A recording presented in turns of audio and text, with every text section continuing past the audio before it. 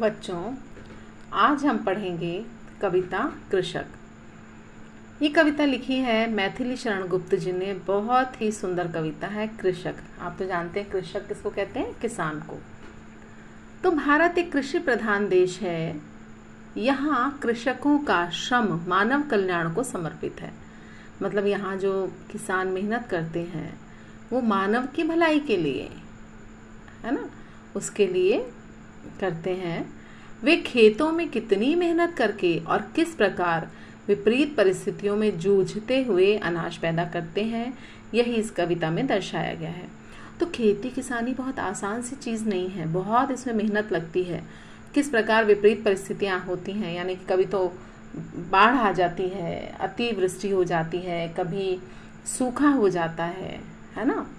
तो बहुत सारी परेशानियां कृषकों के जीवन में आती हैं। कई बार वो अच्छे बीज खरीदते हैं और उन्हें उपजाते हैं, लेकिन अच्छी खेती नहीं हो पाती है, ठीक है ना।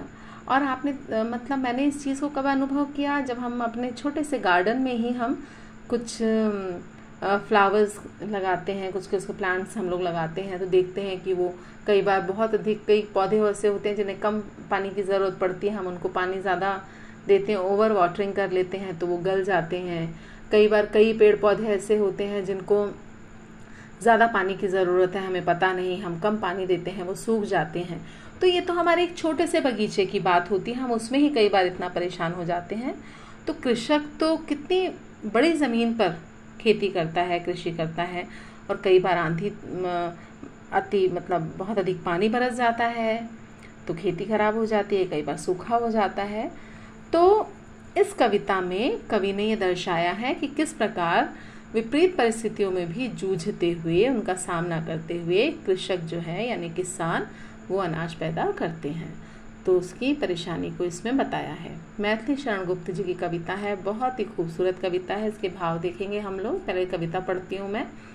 बरसा रहा है रवि अनल, भूतल तवासा जल रहा है, चल रहा सनसन पवन, तन से पसीना ढल रहा। देखो कृषक शोणित सुखाकर हल तथापि चला रहे, किस लोभ से इस आँच में वे निज शरीर जला रहे। मध्याह्न उनकी स्त्रियां ले रोटियां पहुंची वहीं, हैं रोटियां रूखी, खबर है शाक की उनको नहीं। संतोष से खाकर उन्हें वे काम में फिर लग गए, भरपेट भोजन पा गए तो भाग्य मानो जग गए। घनघोर वर्षा हो रही है, गगन गर्जन कर रहा, घर से निकलने को कड़क कर वज्र वर्जन कर रहा। तो भी कृषक मैदान में करते निरंतर काम है, किस लोभ से वे आज भी लेते नहीं विश्राम है। बाहर निकलना मौत है, आधी अंधेरी रात है। आह शीत कैसा पड़ रहा, थरथराता गात है। तो भी कृषक ईंधन जलाकर खेत पर है जागते, वह लाभ कैसा है न जिसका लोभ अब भी त्यागते। ये प्रश्न है। तो यहाँ पर मैथिली शरण गुप्त जी क्या कह रहे हैं, बहुत सुंदर कविता है, बहुत सुंदर लाइनें हैं। आप देखें इसका भाव। बरस रहा है रवि अनल, भूतल तवासा जल रहा। ग्रीष्म ऋतु का वर्णन है कि बरसा रहा, रवि क्या, सूरज क्या बरसा रहा है, अनल आग बरसा रहा है, और भूतल जो जमीन है वो तवे की तरह, तवे सी जल रही है, तवे की तरह जल रही है, गर्म है चल रहा सनसन पवन, तन से पसीना ढल रहा। ग्रीष्म ऋतु है, सूरज आग बरसा रहा है, धरती तवे सी जल रही है, हवा सन सन करके चल रही है, तन से पसीना बह रहा, कृषक के शरीर से पसीना बह रहा है। देखो कृषक शोणित सुखाकर हल तथापि चला रहे, लेकिन ऐसे में कृषक घर में आराम से सो नहीं रहे हैं। हम लोग तो क्या करते हैं, एसी और कूलर में आराम से गर्मियों में सोते हैं, लेकिन कृषक सो नहीं रहे हैं।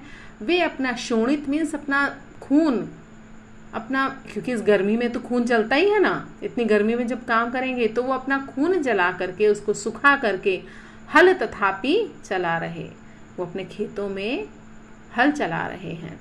किस लोभ से इस सांच में वे निज शरीर जला रहे। अब कवि प्रश्न करता है कि भी उनको ऐसा कौन सा लोभ है कि वो अपने स्वयं के शरीर को किस लोभ की आंच में, किस लोभ के वशीभूत होकर वे अपने शरीर को जला रहे हैं।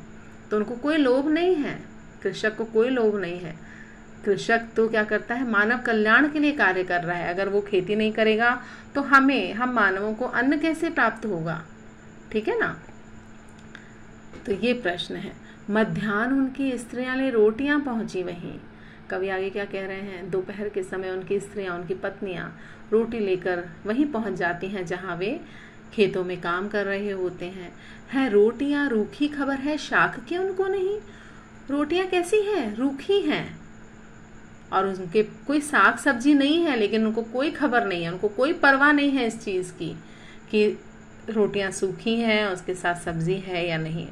कृषक किसान को, जबकि वो कितना अन्न उपजाता है, हम सबका पेट भरता है, लेकिन खुद सूखी रोटियां वो खाता है, उसे सब्जी भी नसीब नहीं होती, और लेकिन ना उसको इस बात की परवाह, वो इस बात की परवाह भी नहीं करता है कि रोटी सूखी है, उसके साथ सब्जी नहीं है।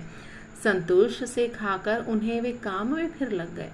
कितना संतोष, कि संतोष से सूखी रोटी खाकर वो अपने फिर काम में फिर लग जाते हैं, जबकि उनका अपना कोई निजी स्वार्थ नहीं है, लेकिन उनके मन में मानव कल्याण की भावना है। संतोष से खाकर उन्हें वे काम में फिर लग गए, भरपेट भोजन पा गए तो भाग्य मानो जग गए। संतोष से रूखी रोटी खा करके फिर अपने काम में लग गए। बस उनको किस बात का संतोष है कि भरपेट भोजन पा गए, कि हमने भरपेट भोजन पा लिया, और वो अपने भाग्य को सराहते हैं। भरपेट भोजन उन्हें मिल जाता है तो अपने भाग्य को सराहते हैं। उन्हें लगता है कि हमारा भाग्य बहुत अच्छा है, कि हमारे भाग आज जग गए जो हमें भरपेट भोजन मिल गया। इतनी सुंदर कविता मैथिली शरण गुप्त जी की।